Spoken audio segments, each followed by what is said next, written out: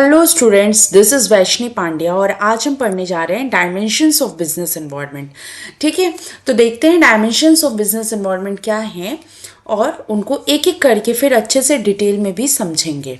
Okay, dimensions of और the factors constituting I am sorry dimensions of or the factors constituting the business environment include economic,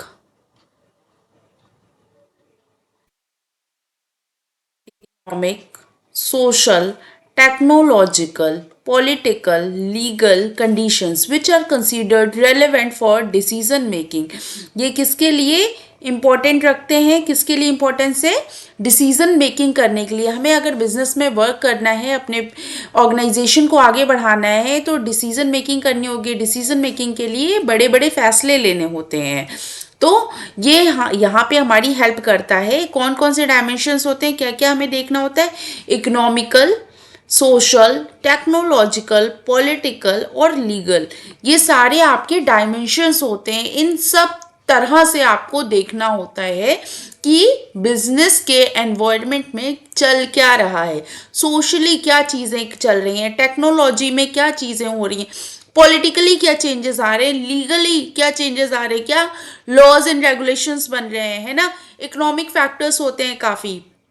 okay, ये सारे मिलके हम कहते हैं बिजनेस एनवायरनमेंट, इनको कहते हैं, और यही हमारे डायमेंशंस ऑफ बिजनेस एनवायरनमेंट होते हैं। Okay, which are considered relevant for decision making, यही हमारे रेलिवेंट होते हैं किस चीज़ के लिए? जब हम अपने बिजनेस में कोई डिसीजन मेकिंग करने के लिए स्टार्ट करना चाहते हैं। Okay, improving the performance of an enterprise, वही बात कही इन्होंने कि अपने एंटरप्राइज की परफॉर्मेंस को इम्प्रूव करने के लिए, कुछ अच्छा और नया लाने के लिए हमें बिजनेस एनवायरनमेंट की ये सारे डायमेंशंस पे ध्यान देना होगा, देखना होगा, स्टडी करनी होगी, एनालाइज करना होगा। Okay, in contrast to the specific environment, these factors explain the general environment which mostly influences many enterprise at the same time।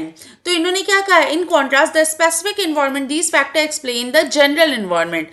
तो ये फैक्टर्स जो होते हैं ना, ये जनरल एनवायरनमेंट को बताते हैं। जो economic, social, technological, political and legal मैंने अभी आपको बताया है, ये सारे क्या है? जनरल एनवायरनमेंट की स्टडी करते हैं। Okay, which mostly influences many enterprises at the same time, जो सारे ही एंटरप्राइज को सेम टाइम पे इफेक्ट करेगा।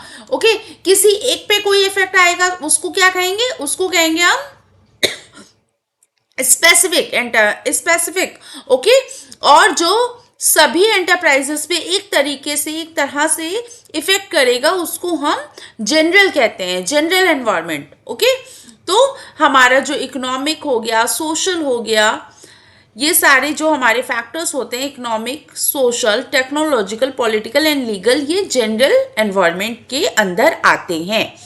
क्लियर है? जनरल एनवायरनमेंट विच मोस्टली इन्फ्लुएंसेस मैनी एंटरप्राइजेस, जो सभी इंटरप्राइजेस पे इफेक्ट करते हैं एक समय पे। However, management of every enterprise can benefit from being aware of these dimensions instead of being disinterested in them।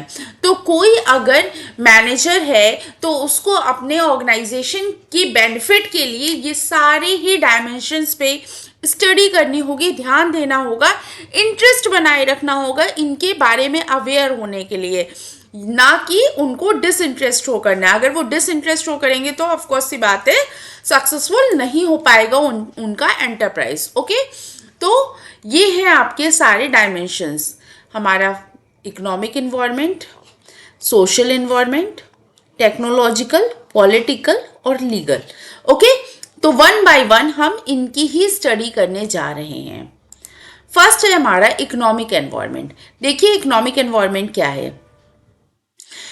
Interest rates, inflation rates, changes in disposable income of people, stock market indices and the value of rupees are some of the economic factors that can affect management practice in a business enterprise, किसी का import export का business है, किसी का ऐसा कोई business है जो जिसको इकोनॉमिक इन्वायरमेंट देखना पड़ रहा है, या फिर आपको रेगुलर वे में भी देख कहें तो हमें सारे ही फैक्टर्स पे बहुत अच्छे से ध्यान देना होता है।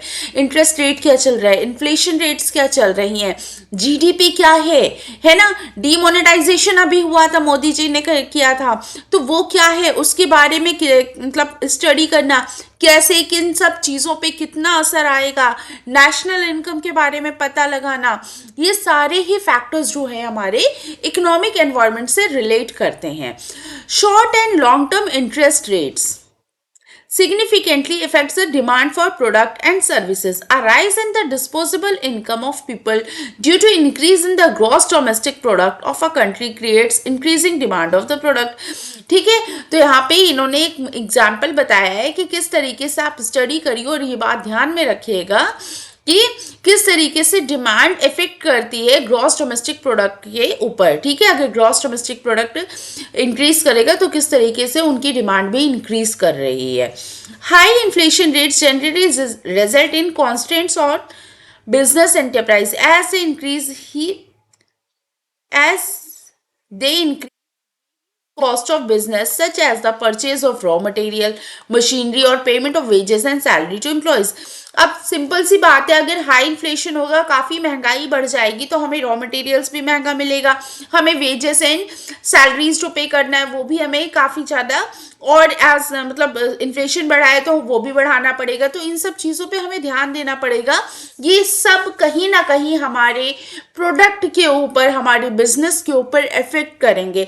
तो हमारी कंट्री का इकोनॉमिक एनवायरनमेंट क्या है, हमें उसकी स्टडी करनी होगी।